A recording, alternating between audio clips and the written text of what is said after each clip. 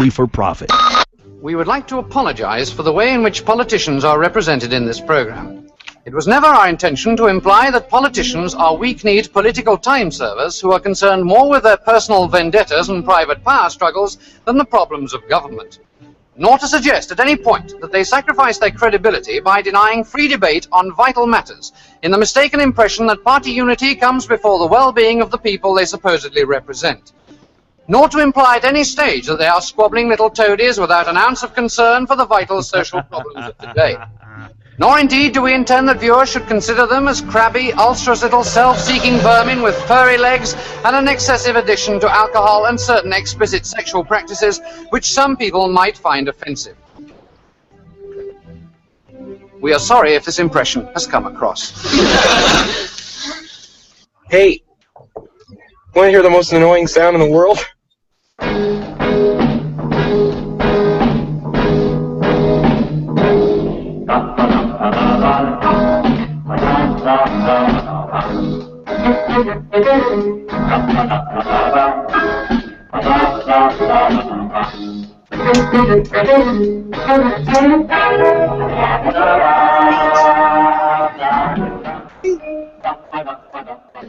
Welcome once again, everybody, whether you want to be here or not, to another episode of the Side Project Live.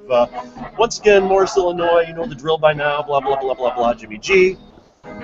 Hey, and hello, everybody, from Lockport, Illinois. It's Eric Ferguson. And how are we doing today, Eric? Because I like to talk in the plural, even though there's only one of you. Doing just fine. Doing just fine. Sweet. So, how's your week been? Not too bad. I could use a little warmer weather, but pretty good.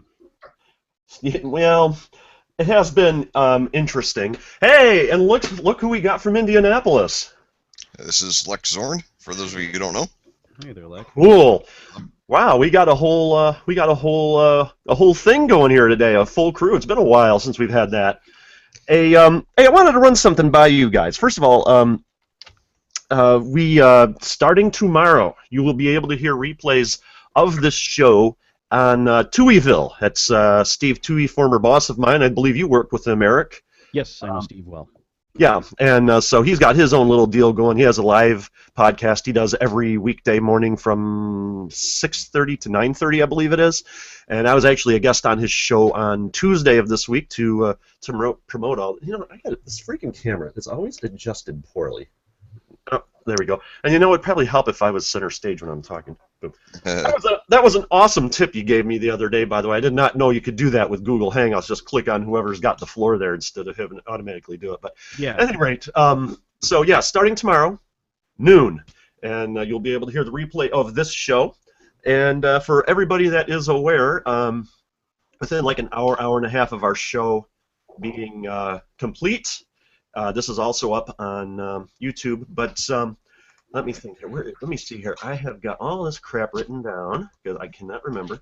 All right, at the start of our show here, you can give us a call on our Google Voice line, 815-200-4912. Give us a call. If you leave a voicemail, we'll read it on air. They also have like transcripts. It's pretty slick. The only thing I don't like about Google Voice is it doesn't integrate well with Hangouts on air. But they do that, and then when they do that, which I understand they are working on, this thing's gonna be like a pretty good powerhouse there. You can live tweet us during the show or tweet us whenever you want at the Side Project 2 on Twitter. Our email is thesideproject2@gmail.com.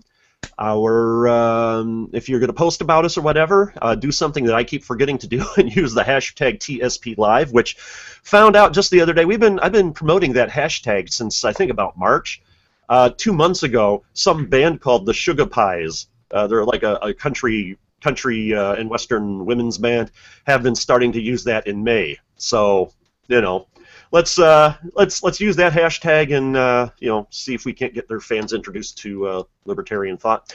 And let me see. If you want to listen to back episodes of the show, you can go to tsplive.com. Which, by the way, I don't know if if Eric and Leck had seen the message I sent out the other day, but I am going to start on Wednesday. Start rerunning classic episodes of the show, just putting them up on our RSS feed and on Stitcher. So if anyone wants to hear where the show came from and where we started, I'm going to start running those. And I'm going to call that, use the hashtag TSP Classic. And not only that, but there are things that I want to talk about and get out that's really not, I won't say not appropriate, but not within the same theme as the main show. So we'll be using that time to do that as well. And Eric and Luck, if you guys got stuff you want to say that's not in the theme of the main show, go for it. Record something, and I'll put it up there. I'm not prejudiced. I'm prejudiced against every color except for green. So, all right. Let me see. If you want to listen to our show, we're on RadioFubar.com every Saturday at 9 a.m. Central. You can hear us there. If you add us to your Google Plus circle, friend us on Facebook, or subscribe to us on YouTube, you can view the video stream there. That's every Saturday at 9 in the same place. Let me see. I already mentioned about Tuiville, and we're also on the TuneIn Radio app on your smartphone, tablet, or Roku box. You can just search just search for Radio Fubar. We're on iTunes, and if you subscribe to us on iTunes, please leave us a review. And we are also on the Stitcher app on your smartphone, which I like Stitcher. I think it's a great app, but on my phone, it's not the most stable thing in the world, and I really have an issue with that. But what you gonna do? And there you go. You know what? I was just thinking about something. Sometimes there's this one. Many different podcasts have different things that they call their listeners, viewers, what have you. I'm listening to one called My Book of Mormon. And they call their listeners mimos, and and other different ones have different things that they call them. I would tell you what Wheels Off Liberty was, but since we're on Tuiville now, we got to watch our language a little bit. But how about this, guys? I want to run this by you. We call fans of the show projectiles. Oh, cool. I like it. Side project projectiles. Yeah, I'm cool. You like that? Yeah. So from now on, if you're a fan of the show, you are a projectile. Now, I would very much appreciate it if you don't use the word vomit in the same sentence. So just throwing it out there. Oh, hold on. Yeah. Hashtag, you're it. That's right. All right, now you're making me long for Waffle House. We don't even have them up here, and I love their hash browns scattered, smothered, and covered with the chili and the cheese and the onions and all that. Yeah, I'm a big man, Waffle House guy. I love their pecan waffles at Waffle House, and driving on an interstate in Georgia is a dream come true if you're a Waffle House fan, because most exits on the interstate in that state, they have a Waffle House on both sides of the exit. Oh God, that was when I was growing up. That was the big thing. Always seeing the Waffle Houses. That when you're going in the South, you cannot avoid Waffle Houses and Lookout in what is it? Not Lookout Mountains. Rock City. Yeah, you can't avoid Lookout. You can't avoid Waffle Houses or see Rock City birdhouses and billboards. I've never been to Rock City. I'd love to go, but we've been through Chattanooga. It's but we've never been up there. A lot of that mountain is part of a national historic park or something like that. And supposedly their claim that you can see 7 states from their side isn't true. I don't see how that's possible, geography-wise. Yeah, and the Wikipedia article on it, explains how it's not possible. But nevertheless, I'm sure it's cool to visit, and I'd love to take my kids there. I could see where you could at most see 3 states, because it's right there at Alabama, Georgia, and Tennessee. But and I think they say you could see Kentucky from there. There ain't no way. It's like 200 miles. And you can't see LaSalle, Peru from the Sears Tower, and that's just as tall as Lookout Mountain is. But one thing though, I have been to the only point in America where 4 states actually touch. I've been there twice. Okay, I've been there once, and I don't know where it is. It's a print picture, remember those? But I have a print picture somewhere where you see that I'm actually standing simultaneously in Utah, Arizona, Colorado, and New Mexico. You know what's funny? With like 10 years ago or something, they were doing some surveying. Mm-hmm. Actually, 1,000 feet away from where the actual 4 corners meet. Oh. The monument they built. I remember the first time I went with my parents. Place. It's in the wrong place, yeah. Just Oh, like okay. pretty much everything is.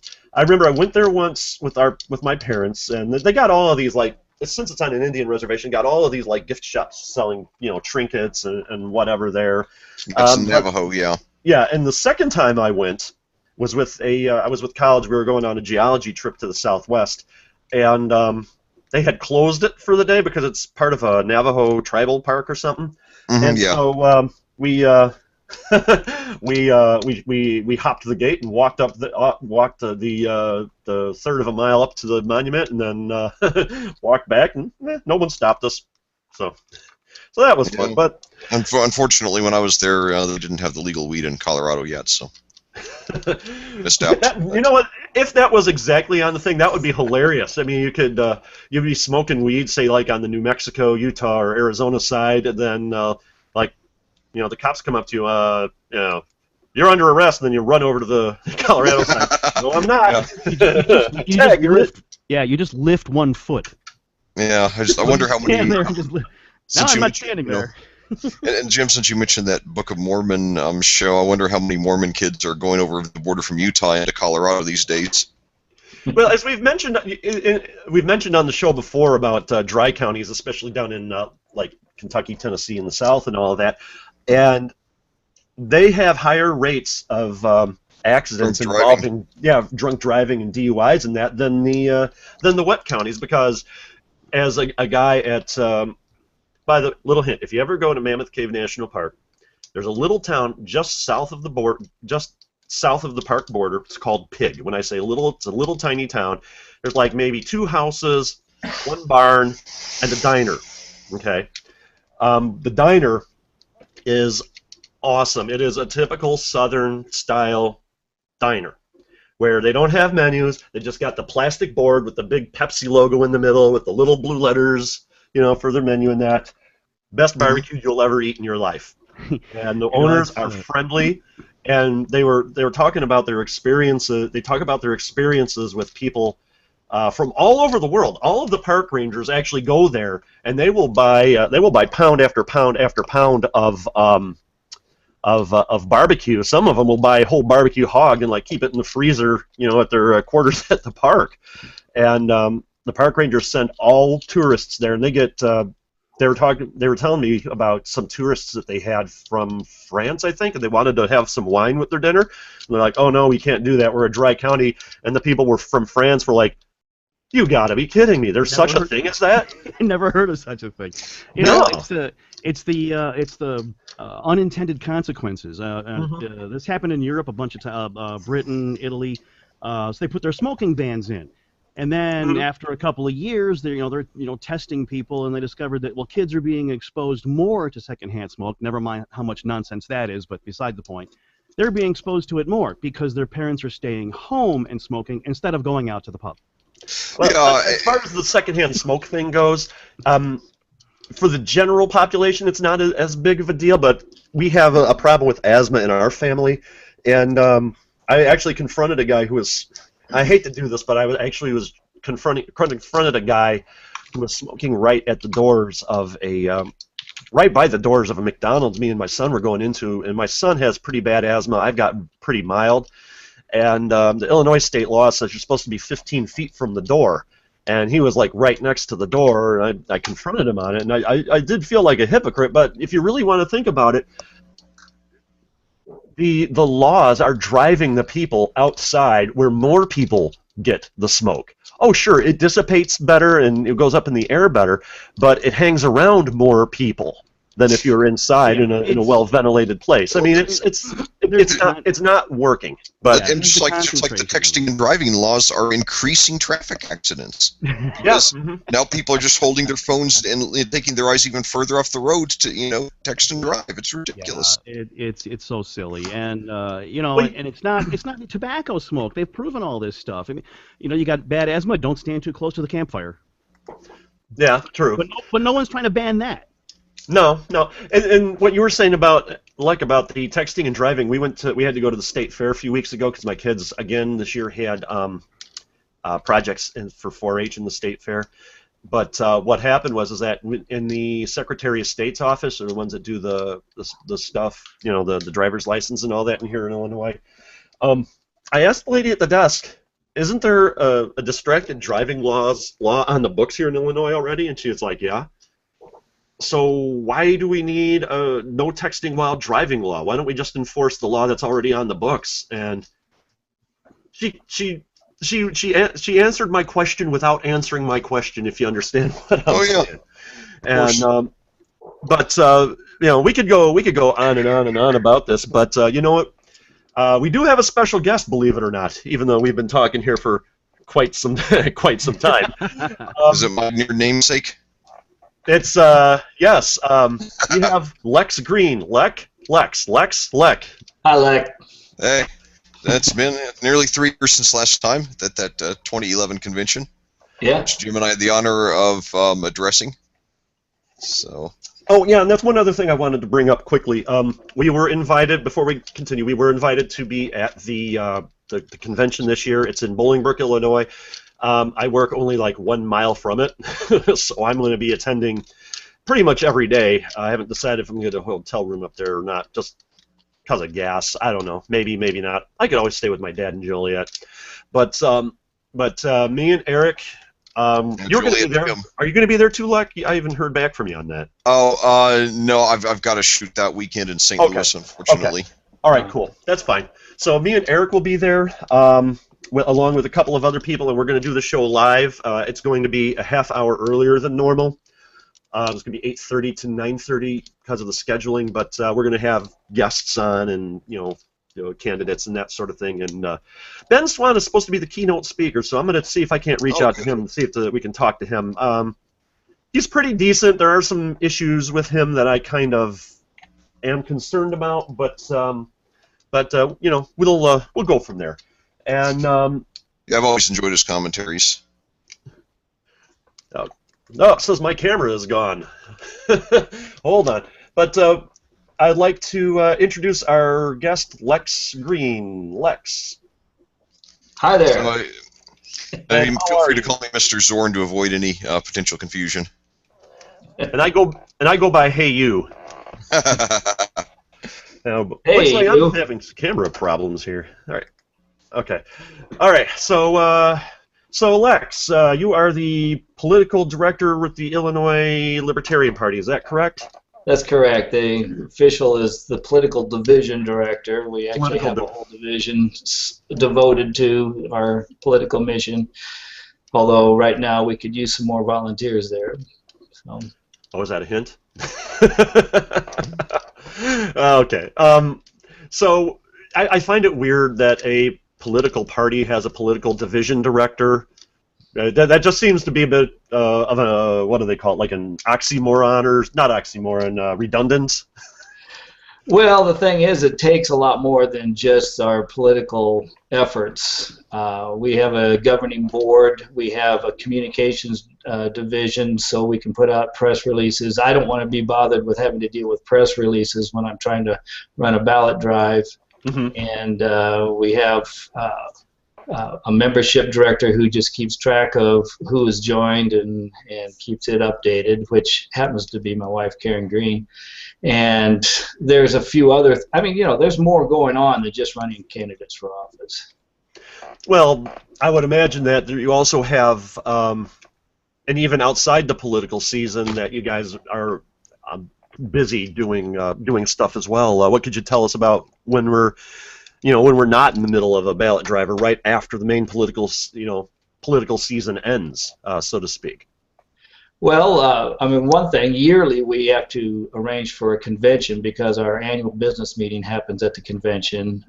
We try to make it the whole weekend affair, as you guys are aware of, so that there's more reason to come than just sitting through a boring meeting. But that takes up a lot of time for a number of volunteers. We have a convention committee. We do have bylaws, and so there's a bylaws committee that keeps track of where we are and refines them as necessary. That we have to put before the business meeting annually.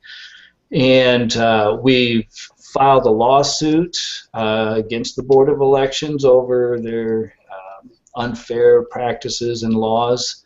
Actually, I think their practices are pretty much in line with the law, so it's the laws we're opposed to.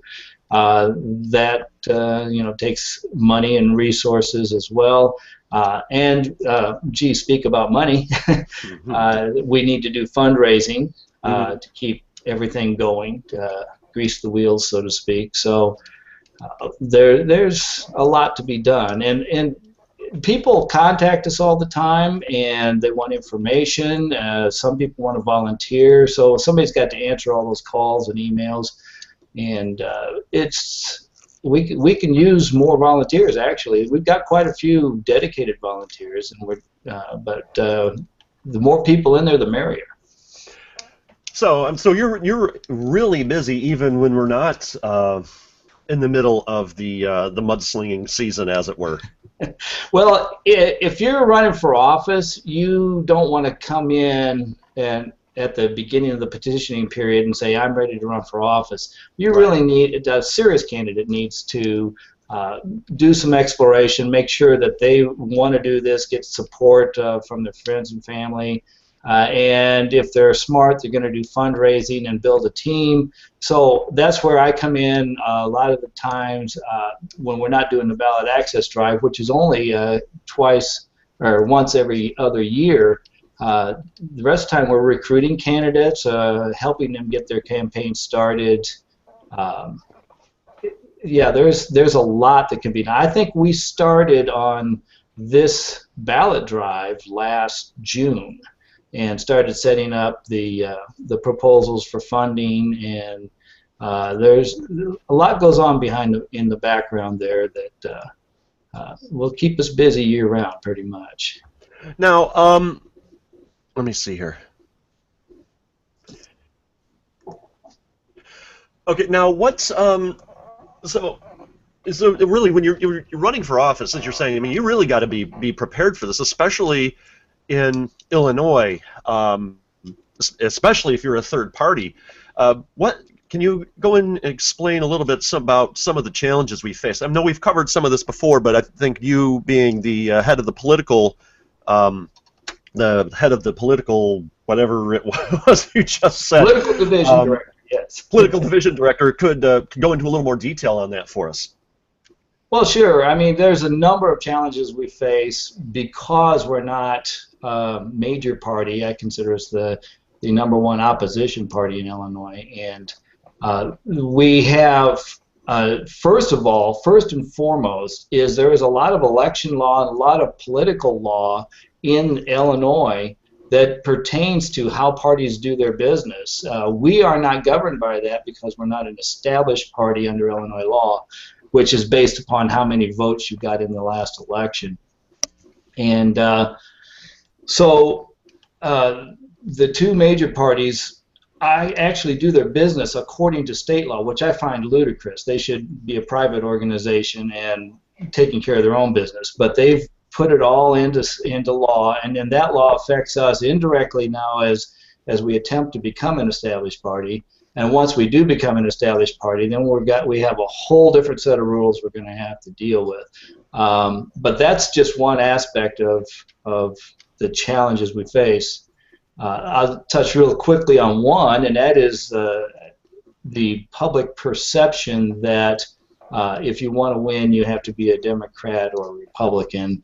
And so we have a lot of people who are libertarian who would rather run as a Democrat or a Republican. And if you're running for local office, that can be important in terms of getting support because a lot of counties are controlled by one or the other parties. And I've seen many times where Democrats will run as a Republican because they can't get elected as a Democrat. So libertarians in county races, for example, will often run as a Republican or a Democrat just because we don't have the support structure, and law kind of runs against us there. I do want to chime in real quick here and just let all of our listeners and viewers know that if you want to get in on the conversation, you can live tweet us during the show. Our Twitter is @TheSideProject2. You can get into the chat room at radiofubar.com. Just click on the right. There's a button or like an image. It says Radio Fubar Talk, because they got a. I keep getting down here. So they you can get in there, or you click on the talk button and you can get into the chat room there, or you can send us a question through the Google Hangouts Q&A app, which we have that open. So anyway, special guest. Okay, so I think yeah, oh yeah, I'm sorry, yeah, our viewers, listeners, projectiles, totally, yeah, I'm going to have to remember to do that.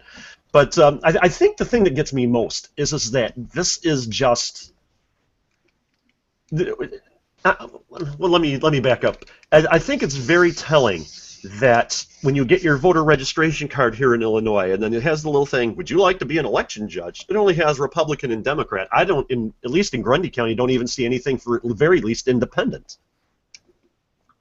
Right. That pertains a lot to how Illinois law plays out. Let me explain to people, I kind of touched on it before. Under Illinois law, a party is only a party, as established party for legal purposes, if they got 5% of the vote in the last election. And that applies statewide if you're dealing with statewide offices like governor, but it can also apply to your county and or to whatever district you're running in. So right now the Libertarians are not an established party in any district in the state because we haven't had 5% of the vote in any district, and that includes statewide offices. So in terms of primaries, your choices are only established parties. Now, the Green Party was established for a number of years because we didn't run a candidate in 2006.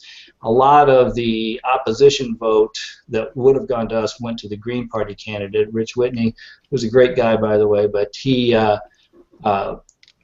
he got more than 5% of the vote because they were the only opposition party on the ballot, and therefore the next election they were in the primaries. You saw the Green Party as one of the options. You, as an election judge, you would have seen the Green Party. However, then in 2010, when I ran for governor, the vote was split.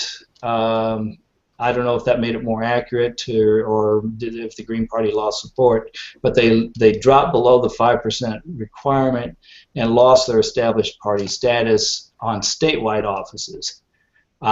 Therefore, they're no longer an option for election judge. They're no longer an option on the primary ballot. Now, interestingly enough, in McLean County, where I live, there was a Green Party option in the last primary election, but that was because there's somebody locally who runs, and once they had established party status, they maintained it here in McLean County because he got 20% of the vote or better every election he ran. I think he didn't succeed this year, and therefore they won't be on our ballot the next primary election. So and by the way, as you can see, I tend to ramble on these discussions, so don't be afraid to jump in and shut me up. We ramble all the time. And speaking of which, Lek or Eric, this is going to be interesting. Lek or Eric, do you guys got anything you want to say, you want to ask? I mean, you guys are co-hosts. I mean, you guys just jump right on in if you got something. Well, Lex, I assume that you probably have a lot of libertarian contacts here in my home state of Indiana, and you probably noticed that we've had a lot more electoral success here than we have in a lot of states.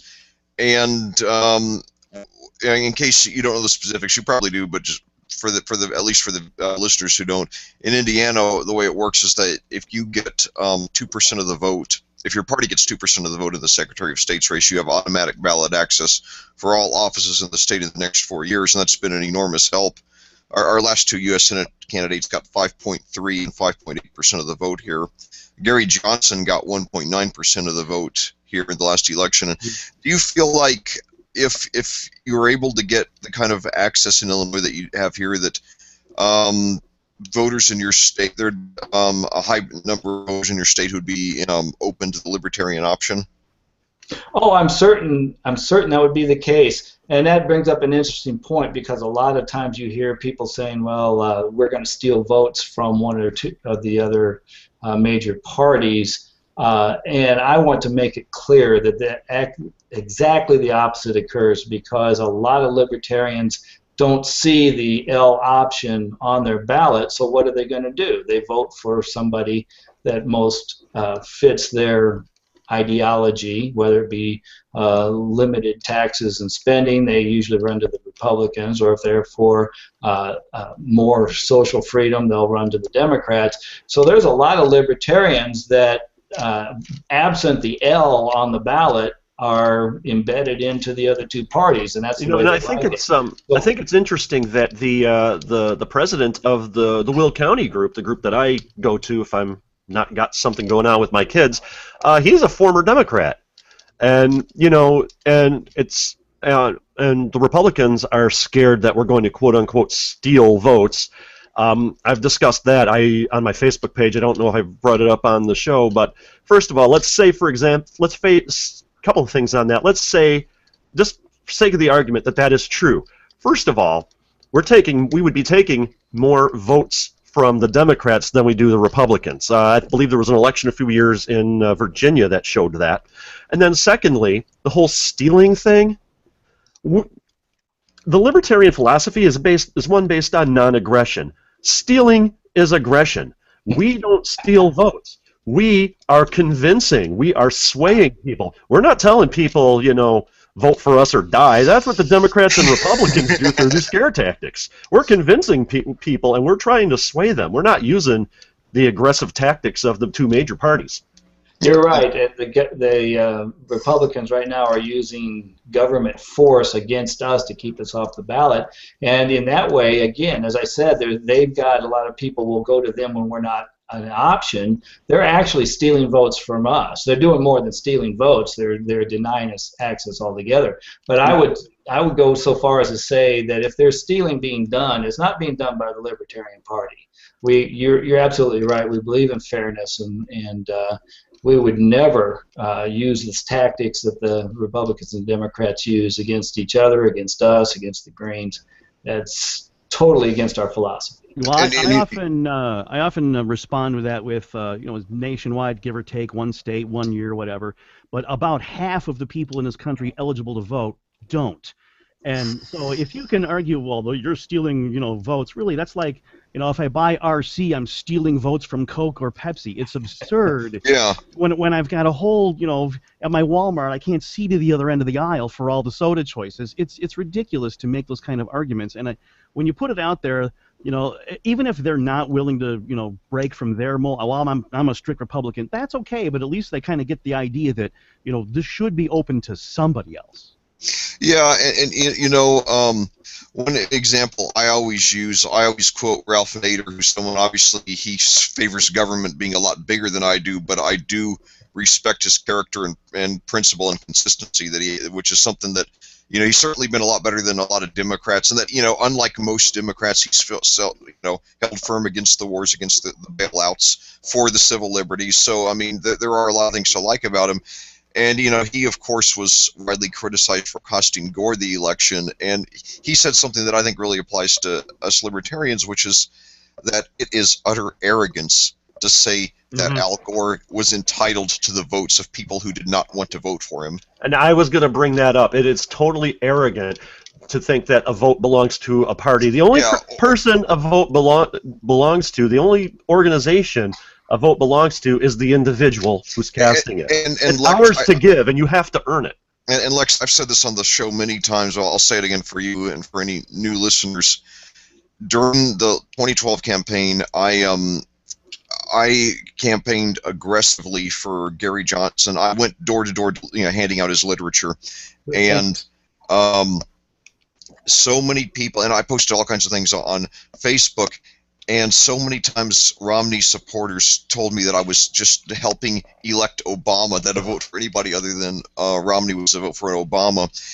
But what's interesting is that not one of those people ever gave me any reason to vote for Romney that had to do with Romney's merit. voting for the lesser of two evils is still voting for evil. And the thing is, so you're saying I should vote for somebody that I maybe agree with on 2% of the issues versus somebody I agree with on 1% of the issues? Yeah, and then that's a person that vote. I'm going to say it right here. A person who votes for the lesser of two evils is somebody who has absolutely no integrity whatsoever. It's a vote. It's still a vote for evil, and often the better liar. Yeah, and the thing is, I told people all the time, in contrast, I mentioned that all the Romney supporters, not one of them ever gave me any reason to vote for Romney other than that, he was not Obama. And in contrast, I mean, when I was telling people to vote for Gary Johnson, I gave them all kinds of reasons, that he was the only candidate who was worth a darn on civil liberties, that he was the only one who wasn't a warmonger, that, he wanted to end the corporate bailouts, that he was to balance the budget. In fact, actually, that was if there was one issue on which Gary Johnson was even better than Ron Paul. Ron Paul wanted to balance the budget in 3 years. Gary Johnson wanted to do it in 1 year.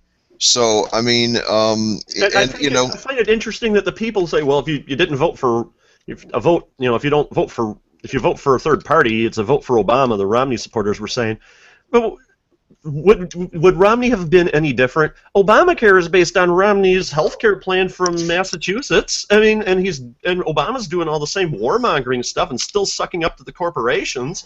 I mean, in fact, there's a group that I'm a member of between the two, but there's not many differences.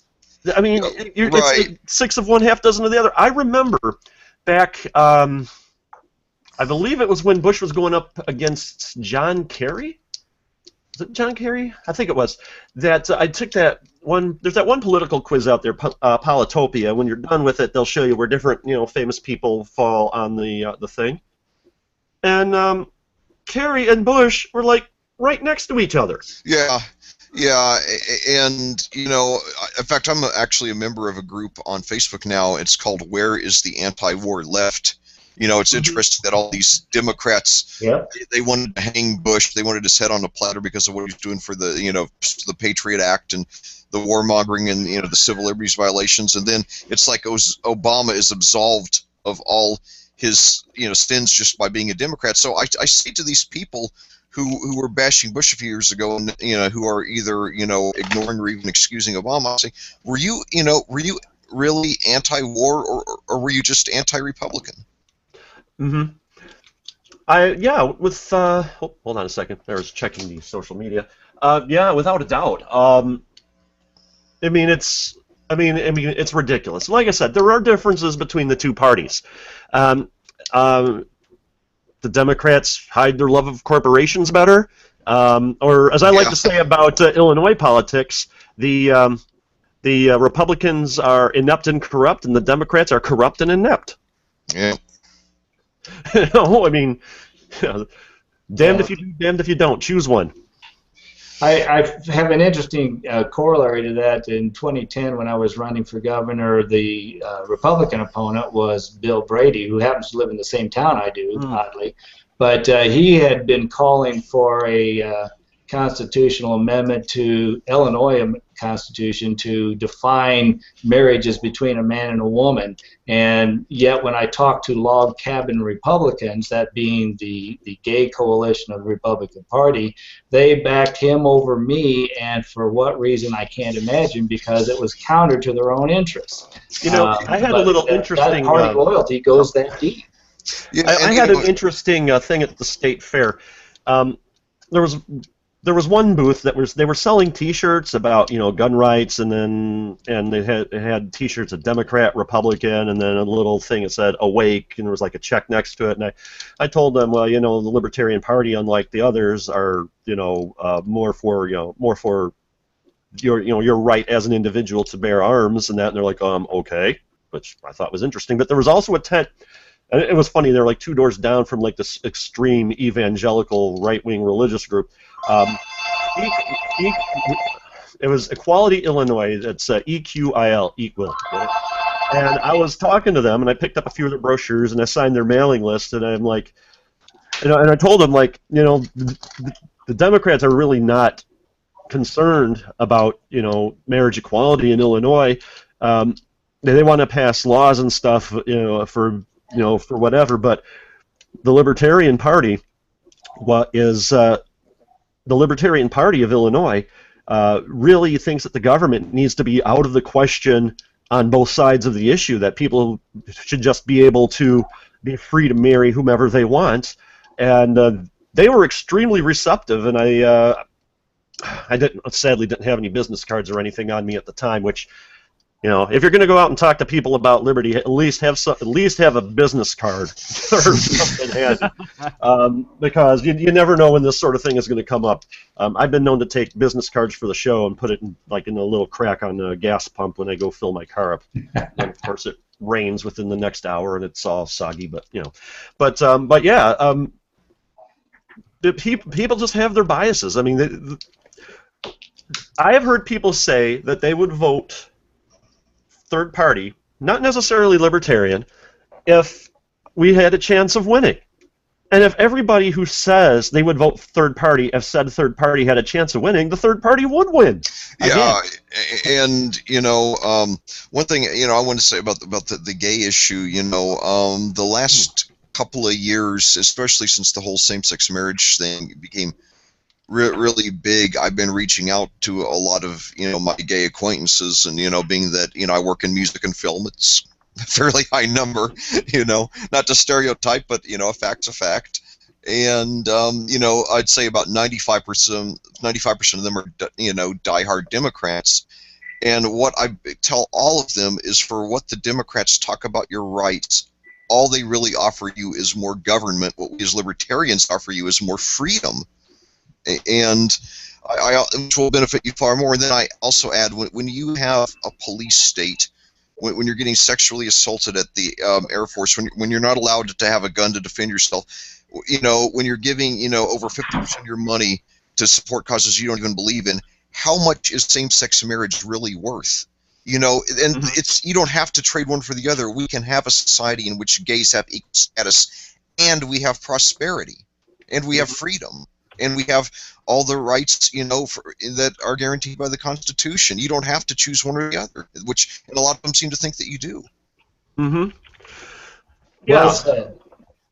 Yeah, no, so just to get back to our guest here, because we've been rolling on a tangent, which we do all the time.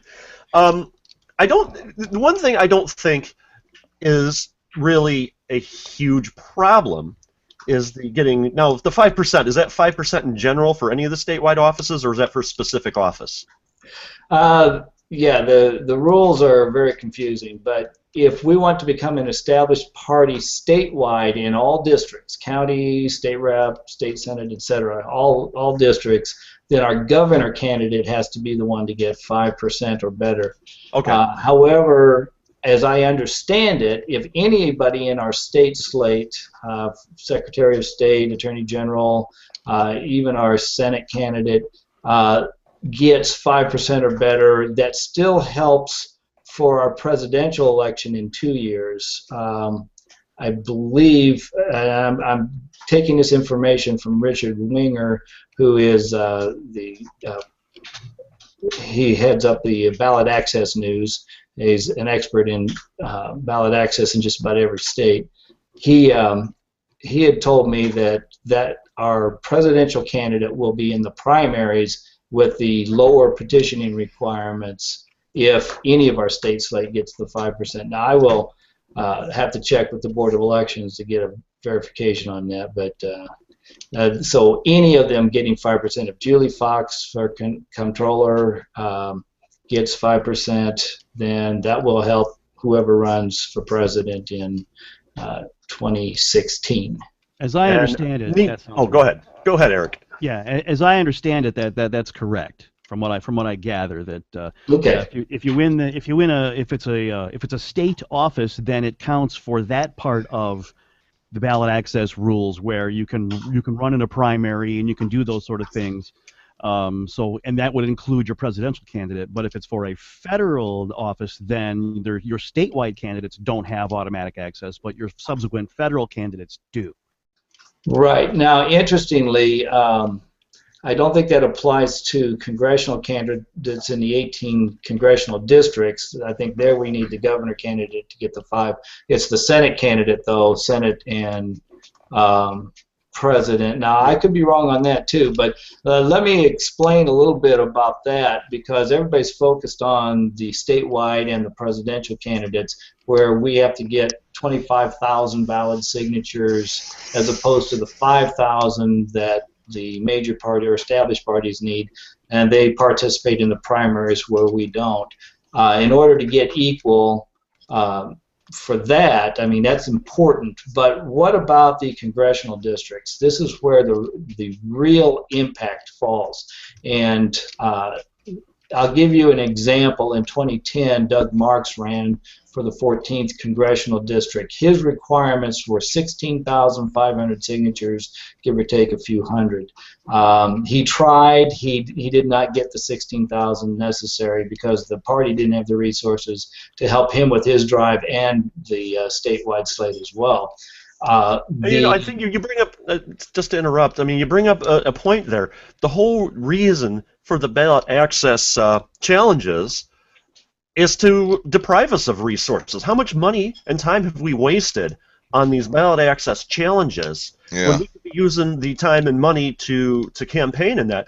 If I'm not mistaken, don't the major parties, their time to get signatures is earlier than ours, so that they have like 3, 4, 5 more months to campaign for the offices, and then when when they do us, we're later. Now, if I'm not mistaken, we have less time to get more signatures, correct? No, it's still 90 days. It's just that they start at the end of August. They have September, October, and November to petition. Of the previous year. Which is a whole lot better than starting in March, where you still have the end of winter. And then they tie us up in court with challenges to the end of August, which means we've only really got a month and a half 2 months to campaign. And then on top of that, they're draining our monetary resources, which, unlike them, we don't really have a whole ton of. You know, I was having a private conversation with somebody who's involved with the challenge on the bad guy side, and he was saying that, well, you know, they're concerned that we're breaking the law and all of that, and then he's like, if you guys would just adopt the primary system, you wouldn't have to have all of these onerous requirements on you. And I'm like thinking, well, first of all, you're supposed to be the party of small government. The government pays for the primary system, yet we're being punished because we're being punished basically for saving the state government money. If you think of it that way, we're being punished. And you can't adopt. The requirements don't make sense. I don't think we can't adopt the primary system. We're not allowed in. The law says that's exactly correct. And this also is one of the things that we're going to have to deal with.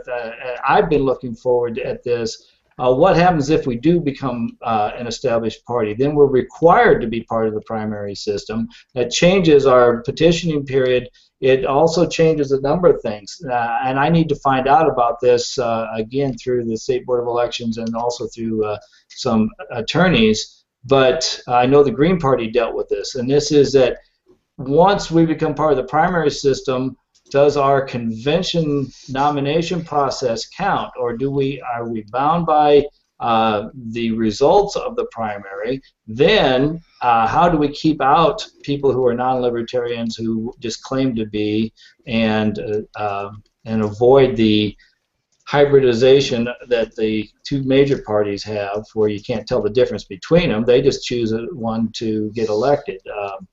So we're dealing with a lot of issues here, but the number of signatures is the first fundamental unfairness. And I did want to speak quickly to the fact that, yes, right now we still haven't got a final ruling on these challenges, which means that donors and media are pretty much keeping us at arm's length.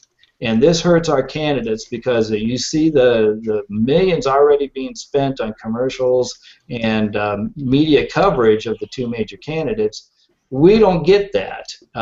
So we won't start getting that for at least another week. I'm assuming the hearing next Friday will be the final determination.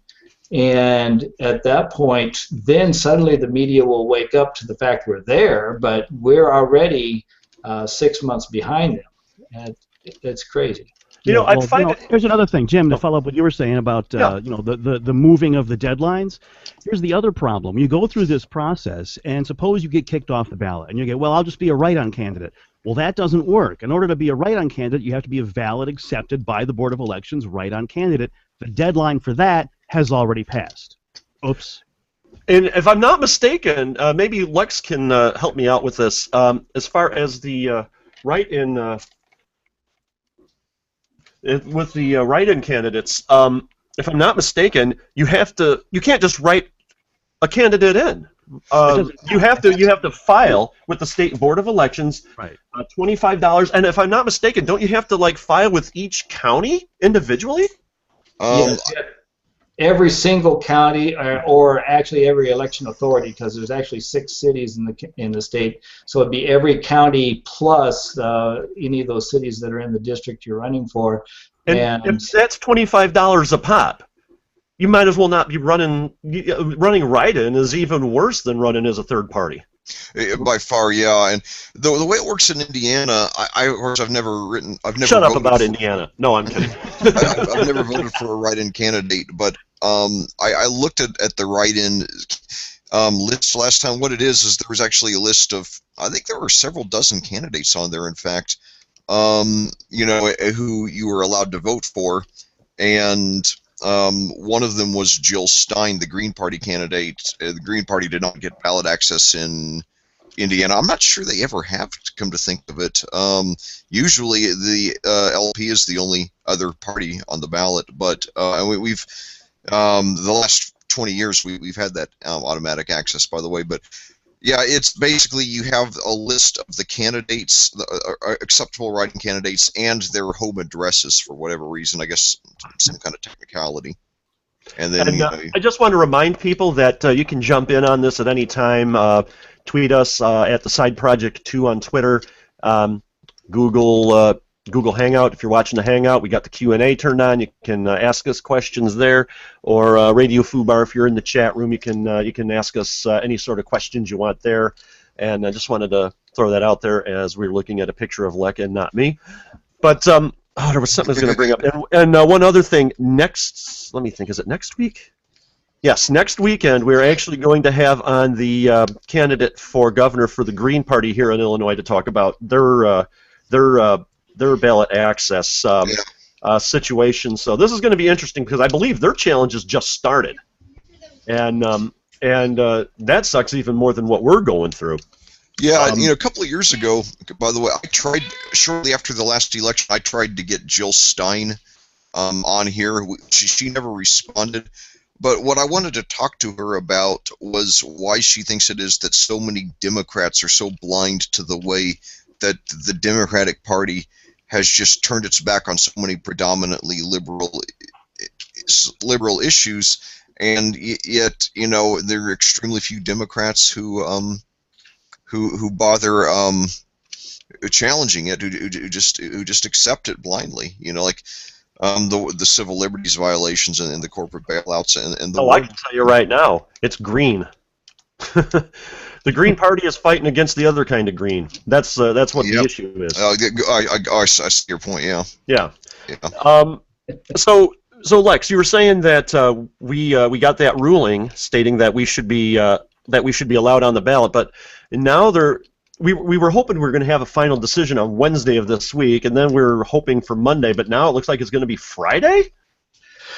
Actually, I was hoping to have a ruling last week, and then it went to Monday when we put in our final pleadings, and so did the objectors. And then we thought, well, they'll decide on Wednesday, and then it was Friday before the hearing officer gave her recommendation. But now that she's given her recommendation, and her recommendation is that we be certified for the ballot, she has to give her recommendation to the board. Remember that the Board of Elections is just that. I mean, they do have a whole office, but they are a politically appointed board of people, And they. Oh, I thought they were just. I thought they were just tired of elections. They were just bored of elections. I see what I did there. They probably are by now. They've been working very hard down there. I remember during the signature challenge we had a couple of weeks ago when I went down to help out in Springfield. And by the way, if you're at all interested if you're a member of a third party and you want to get involved in the system, get down. And if there's a signature challenge, get down there and help out, because I know we could use every last volunteer that we could get. They can use every last volunteer. Other parties can use every last volunteer they can get. That is, if you can't donate money or do anything else, at least try to get down and do something like that. But boy, I was going to bring up another point. Oh yeah, when I was down in Springfield, train of thought still boarding at the station. When I was down in Springfield, I remember the judge that I was sitting with, and I had a really good rapport with him. We kept making Monty Python and Mystery Science Theater jokes back and forth during the whole thing, and we both got every dang joke, and I'm like, holy cow, this is just weird. But we had a good rapport, and he said, this whole thing is stupid. Why are we even here? I mean, he didn't say it in those words, but he was pretty damn frustrated with the whole system, and really, honestly, I don't have a problem so much with the requirement of 5% to get on the ballot. However, if you take and you combine that with everything else, it makes it worse. I mean, if we only need like the 5,000 signatures, and we could do this earlier in the year, I think 5% it would be doable. But they throw roadblock after roadblock after roadblock, and then the question comes up: what do we do then? Because we don't control the system. It's the foxes are guarding the hen house, and the foxes are making the rules to favor the foxes. So what do we do? How do we change the system at this point? You got any thoughts on that, Lex? Well, yeah, we are. I mentioned earlier we have a lawsuit against the Board of Elections, and they're the defendant, but in reality, it's against the laws that. But hasn't that been sitting there for 2 years? We've been delayed 3 times. It's been before the judge for a judgment 3 times, and it's been delayed each time. And interestingly, the Green Party now has a lawsuit. They didn't join in ours, but they've... And I understand the Constitution Party joined in on their lawsuit, too. Is that correct? I'm not sure what happened there, because I was... I'll ask our guest next week on that. Yeah, I was up to my neck in running the ballot access drive, and thank you, by the way, for coming down and helping a day. Was it one day you were down there? That was all I could afford, but hey, one day. And that's part of the problem. We're all volunteers as opposed to all those paid interns and young people that came down there. But, yeah, the whole system is I can't remember. What was the question you threw out there a minute ago? Oh yeah, it was about how can we change the system? I mean, it just seems like everything is stacked against us. Directly, and I mentioned the lawsuit that we have, and yes, you're correct in saying it's been delayed. So it's still out there. The Green Party's lawsuit is out there covering a couple of the same issues as ours, but there's only 2 other choices we've got, and this is why I've been in the political division of the party, and I think that we are not going to get significant change for the better, for more freedom and more fairness, unless we start getting elected. And it may not happen, this election. It may not happen next election. But we need to start getting people into state representative and state senate seats, so that we can actually introduce those kinds of laws. There is another option, and that would be to go to your local state rep or state senator and ask them to introduce legislation that would be more fair. And as the political division director, I have in my goals helping to fashion proposals that people can take to their state reps. But I prefer, instead of the signature thing that we've been talking about, I'd like to see a flat fee. And that has been talked. Wasn't that bandied about at the state level with the state at the state house at one point? I'm sure it's been bandied about a couple times. Again, the problem is that we're asking, as you pointed out, the wolf to change the rules to get into the hen house.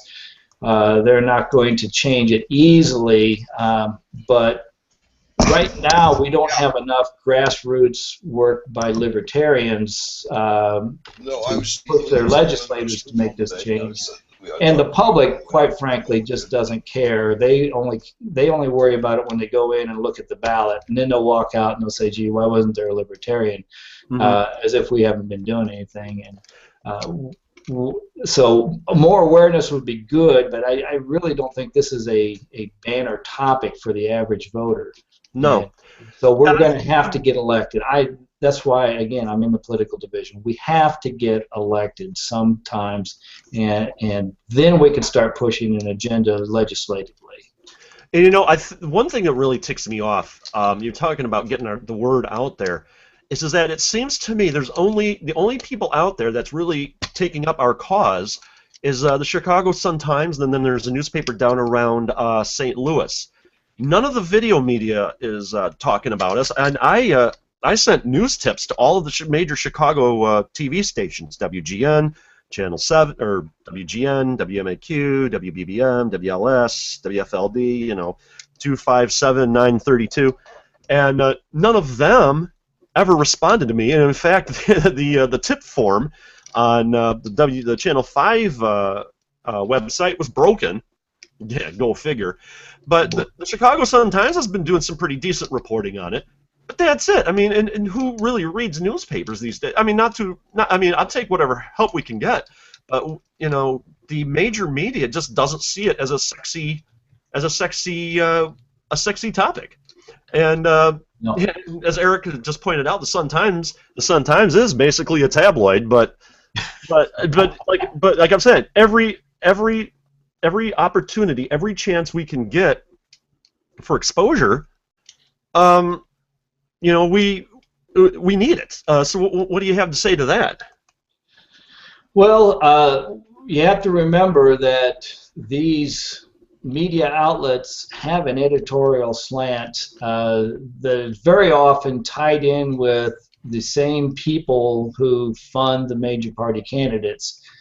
And you don't want to drive away your advertisers by chasing after something that's, and I don't think that it would chase people away, but chasing after something that is new, the Libertarian Party being the center of their focus, would be a new topic for them, and they're going to tread very carefully.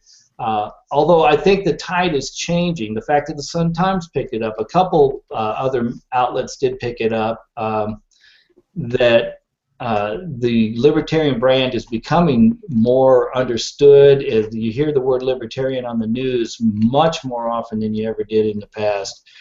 So it's becoming a little bit more mainstream to talk anyway. And I think that if this trend continues for a couple more years, by 2016 or 2018, the papers won't feel like they'll drive away their advertisers or hurt their politically biased backers in the editorial slant. Because I'm sure you're aware, as I am, that these papers are very editorially tied to the two major parties. Yeah, that's true. And you know, one thing, Lex, you know, about libertarianism becoming more mainstream, I'll tell you, you know, I've been a libertarian for about 20 years now, and I remember until about 4 or 5 years ago, about 98% of the time when I described myself as a libertarian to others, I had to explain what it meant. They usually had no idea. Now, more often than not, I don't have to explain anymore. Now, there are people who have misconceptions about it still. Oh, yes. You know, Did you see what's going on in Toledo? Somebody, I can't remember what I think it might have been on Salon or something. Somebody wrote all of those water problems, and they're like, this is, you know, the result of libertarian policies, and then they're like, you see a big hole in a road somewhere, like, Well, you guys just all just want to vote for a, Lyndon LaRouche anyway. So. Yeah. Don't even This is that's a failing of government. No libertarian policies were enacted in that. If you wanted a real libertarian policy, the people in Toledo, Ohio would have been allowed to dig their own doggone water wells so that they could get fresh water from the ground, from the water table. And here in Illinois, if you have a municipal water system, which these days none of them are actually controlled in your community. When we lived in Kankakee, we had it was Aqua, Illinois. Their headquarters are in Pennsylvania. Okay, so we had to go to through a Pennsylvania company. They're actually Aqua America, but you know, Aqua Illinois and you know the whole 9 yards. But we had to go through them, and since we had an issue crop up where they had claimed that they had been undercharging us for our water service for 7 years, and oh yeah, you need $2,000 within a week, or you're getting your water shut off. And we're getting our water shut off because they were undercharging us for 2 years, for 7 years, and I don't know about most people that live in Illinois, but you know, we don't have $2,000. If I had $2,000 right now, my credit cards would be paid off. Okay, I keep getting phone calls and all that, but the issue goes to the fact that the bureaucracy was controlling it, and if we were in a truly libertarian society, I would have been able to have. Oh yeah, and this house I was in was an old farmhouse. I think it was the first one in our neighborhood, you know, 50, 60, 70 years ago, and they actually did have a hand pump in the backyard, but because of city water, it was disabled. So we couldn't use that. So we were without water for a week because we just didn't have $2,000. And get this, it gets better. We went to the if you get like a bill, like an electric bill or a phone bill or anything here in Illinois, it comes with a little pamphlet for the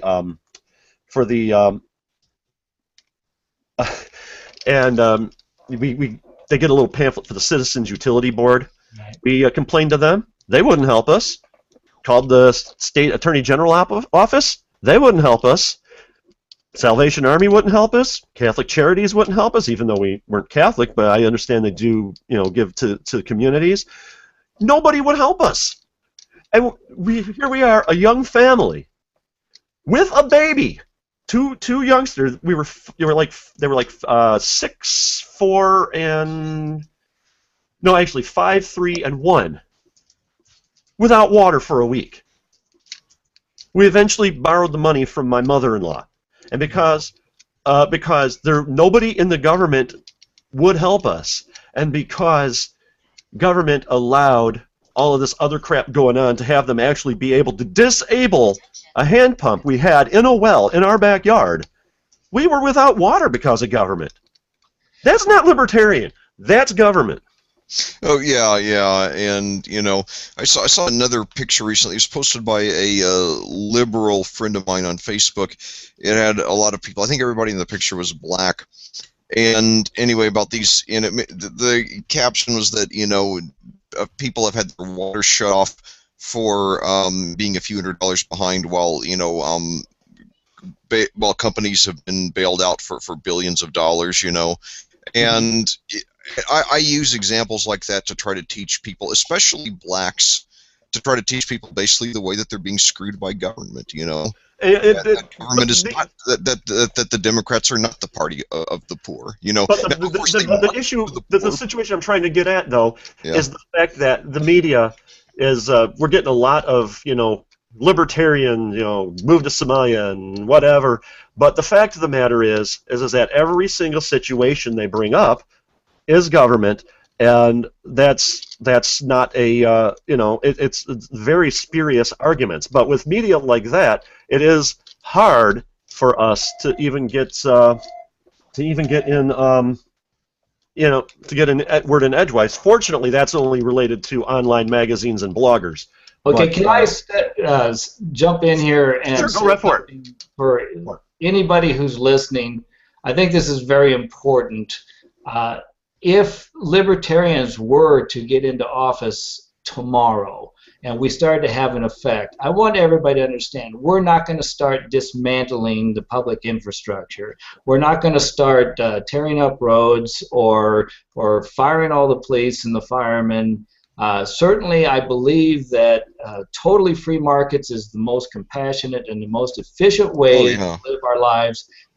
But we are not hell-bent on trying to dismantle everything that exists out there in terms of service for the people. And certainly, I do feel that it's very libertarian for communities or even counties to band together and share services. So this is not an effort to get rid of all government. Certainly a lot of anarchists would like to see all government gone, but that is not the goal of the Libertarian Party. Well, we would like continue. I was going to say we'd like a perfectly libertarian society if we could get it, but the reality is that you have to live amongst people who don't agree with you have to live within the paradigm in which you're in.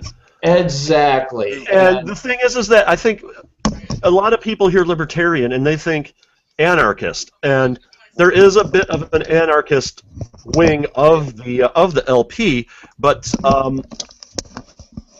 for the most part, most of us are really pretty minarchist. I mean, the very basic is that we believe that there should be courts, cops, and roads. We believe the function of government is to protect the rights of the people. Yes. Not to say that, well, you can't, smoke this, that, or the other, and you can't put that in your system, or whatever. But you say libertarian, and it really, the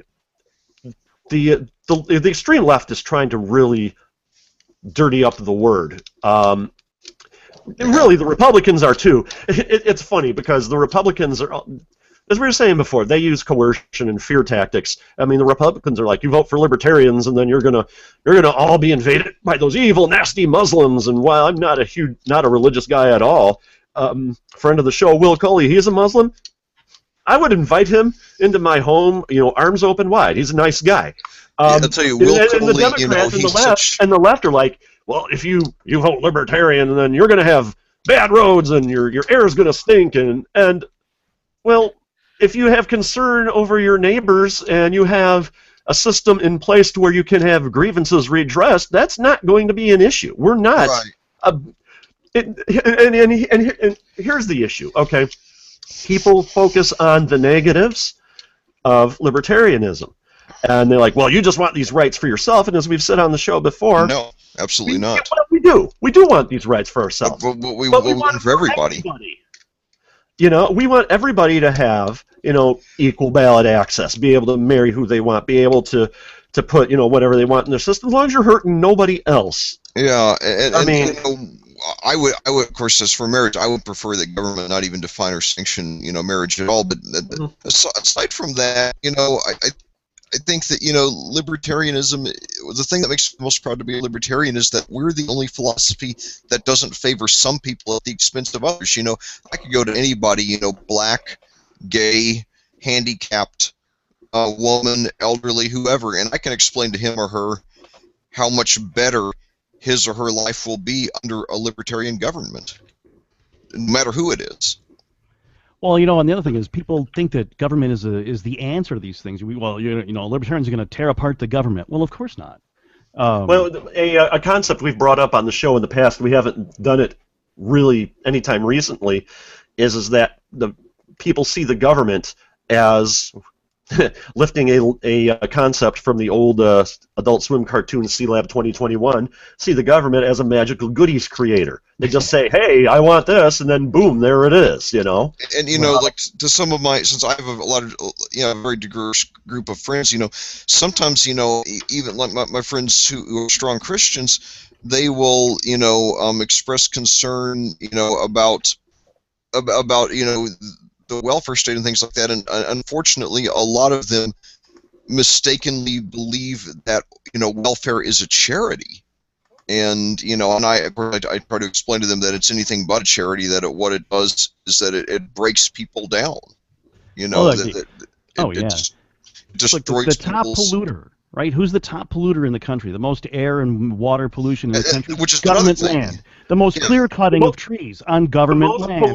The most polluted spot on the planet is a lake in Russia that the Soviet Union was using to dump nuclear waste all over, and it got so bad they just dumped tons and tons and tons and tons and tons of concrete on this lake, and where this lake used to be is a huge slab of radioactive concrete. Look, the top denier of health care in the United States, the government. Medicare is the top of the list, worse than all the insurance companies. Do not get me started. Do not get me started on health care. Double the company just below them. The worst of all the private companies, the government's double that. It's absurd. And not only that, but the most expensive paver of roads, the government.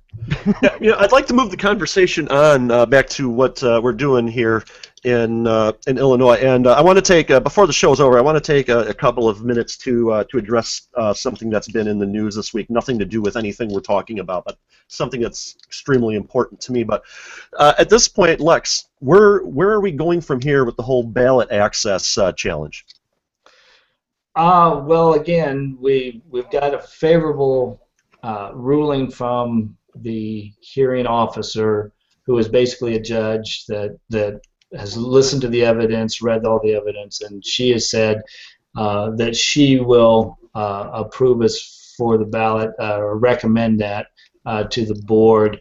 And it's very interesting, the numbers that come down, because they keep whittling away, for one reason or another, the number of valid signatures we get. But when we reach rock bottom, we're still almost 1,000 more than the minimum we have. And I want to make it clear that those that have been denied aren't necessarily bad signatures. It's just they've used procedures and rulings to get rid of those. And even then, with all their dirty tricks and coercion, etc., we're almost 1,000 signatures more than we need. So the board will rule on that next Friday. And August 22nd, which is next Friday, is a very interesting date, because according to the Board of Elections calendar, that is the date the board sends down to all the election authorities, the counties and the 6 cities, the certified ballot, the names that will be printed on the ballot. And we're getting a ruling on that very same day. The problem going after that is that the counties are going to print up their ballots using the data that came down from the Board of Election on August 22nd, unless there's some really unusual circumstance. Because they have to prepare, for months to get these ballots ready. It's not an overnight thing. So the thing there is that, barring any negative ruling, a no ruling or a good ruling from the board next Friday means we will be certified to be on the ballot. So, I mean, after that, it's just a matter of our candidates getting out and campaigning the best they can in the time that's remaining. And certainly I would encourage anybody that was going to give money to one of the campaigns, don't wait for next Friday, please.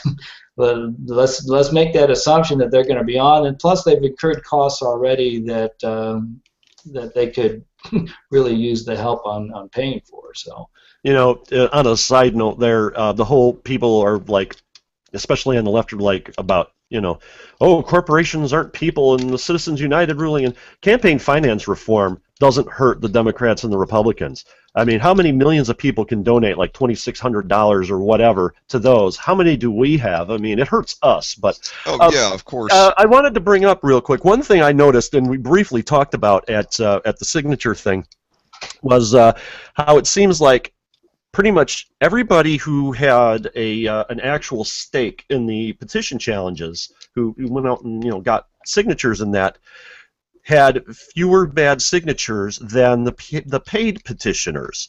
And that really, the paid petitioners, I'm going to be quite frank, that really hurt us a lot. That's where most of the bad signatures are from. How are we going, as a party, going to address that? Well, first of all, I want to clarify that a little bit.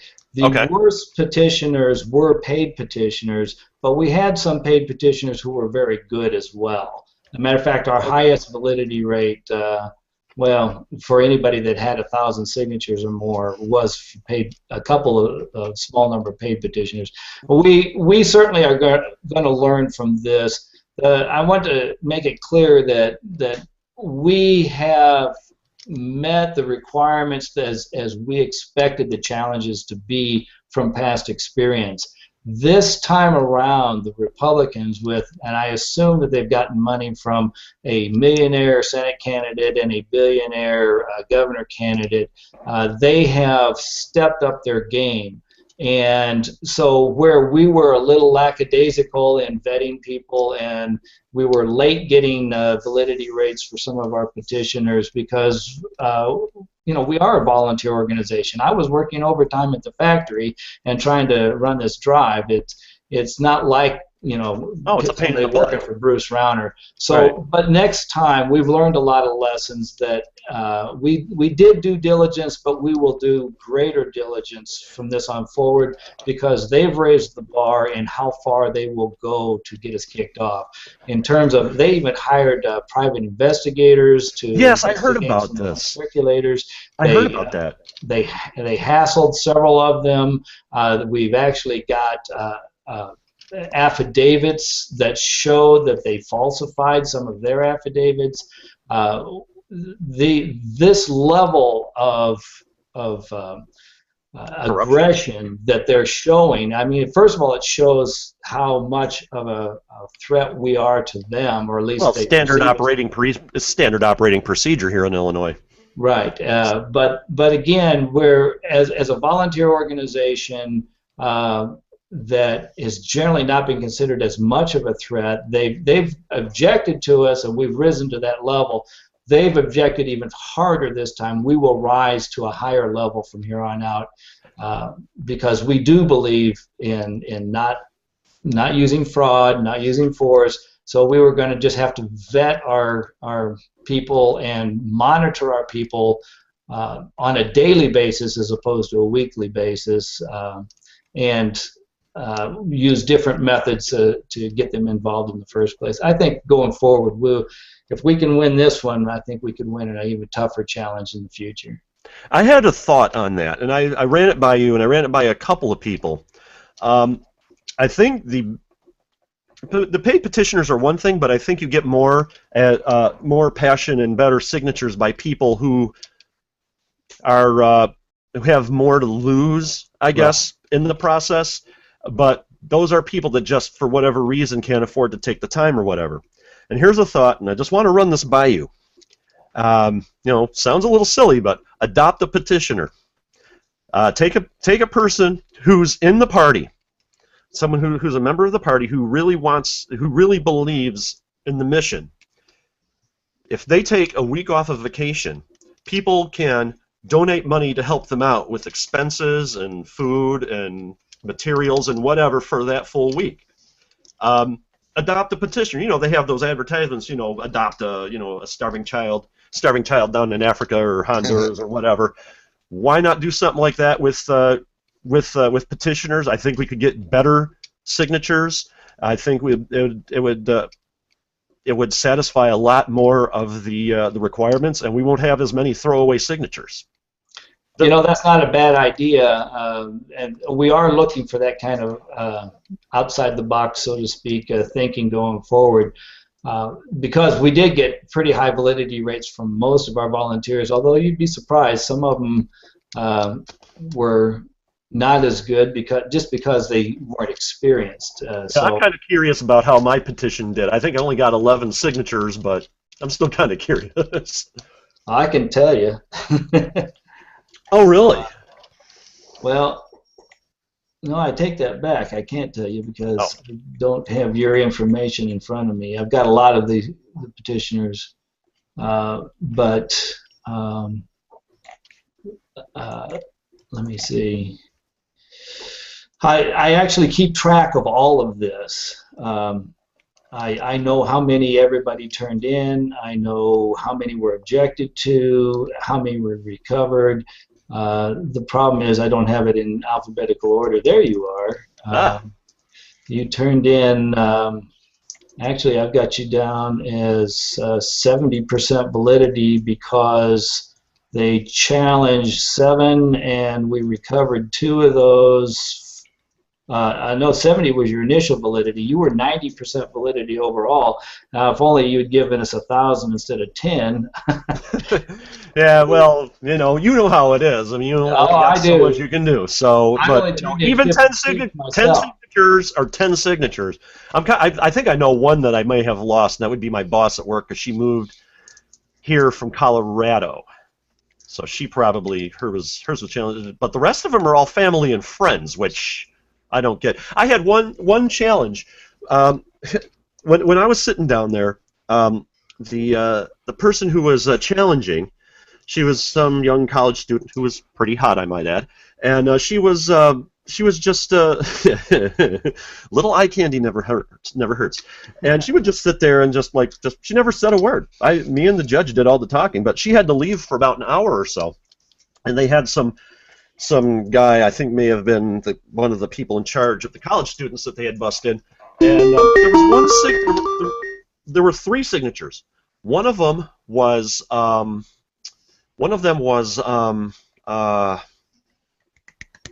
it was just some guy. I mean, his name was there, his signature, and his address, and then 2 people underneath that had same name, and they printed their names and they signed and they put ditto marks, underneath on the next 2 lines, and those 2 with the ditto marks were challenged by the Republicans, and the guy was like, wait, what do those marks mean? What do those mean? And the judge was like, those are ditto marks. They're obviously family.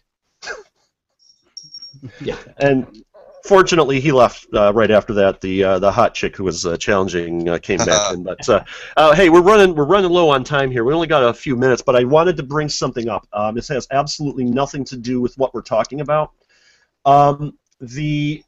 As people are aware, we had a major event, well, relatively speaking, in Hollywood this week, where actor Robin Williams hung himself and committed suicide by hanging himself. And I understand he had been fighting with depression for a long time, which I really honestly didn't know. And he was in the early stages of Parkinson's disease, and he just, for whatever reason, took his own life. And depression and mental illness, as people who listen to the show are aware, know that this is a very, very personal issue for me. And I just want to tell everybody listening that if you're having problems, if you're feeling, not even if you feel suicidal, but if you're just depressed, I mean, reach out to a friend, a family, go to, many hospitals have free, not encounter groups, but like group sessions and that sort of thing, where people can talk freely and openly about their issues and their situations. Worst case scenario, please call the National Suicide Prevention Lifeline. Their phone number is 1-800-273-8255. That's 1-800-273-8255. Or you can go to their website, suicidepreventionlifeline.org, and they do have a chat. You can chat with a counselor there. Also, try to contact, and I don't have the number here, sadly, but contact your local chapter of NAMI. That's the National Alliance on Mental Illness, I believe. You can reach them at nami.org, and they have the resources they have are just astounding, from where to get help to pages about the different medications and tests and the whole 9 yards. And so contact them as well. So, like I said, if you're having any problems or whatever, please don't do anything that not only you will regret, but that will hurt others. And please get help. I mean, that's one thing I can say. Just reach out. NationalSuicidePreventionLifeline.org. Actually, it's SuicidePreventionLifeline.org, and then 1-800-273-8255. And with that having been said, we just got like a minute or 2 left here. So once again, I'd like to thank you, Lex, for coming on the show, and Lex, I'd like to thank you for coming on the show and being a guest. Hey, thanks for having me on. This has been fun. Not a problem. And we will join everybody again next week. Once again, you can contact us, 815-200-4912, at the Side Project 2 on Twitter, the Side Project 2 at Gmail, and we have hashtag TSPLive, TSPLive.com for our archives. We do FooBar and Google Plus 9 a.m. Central for the live show, and the replay will be on Tuieville at tuieville.com every Sunday at noon. So once again, Morris, Illinois, this is Jim Noble. Lockport, Illinois, Eric Ferguson. From Indianapolis, Lex Zorn. And we will see everybody again next week, where we will have, I'm drawing a blank on the name, but the gubernatorial candidate for the Green Party on to talk about their experiences, and we'll go from there. Okay.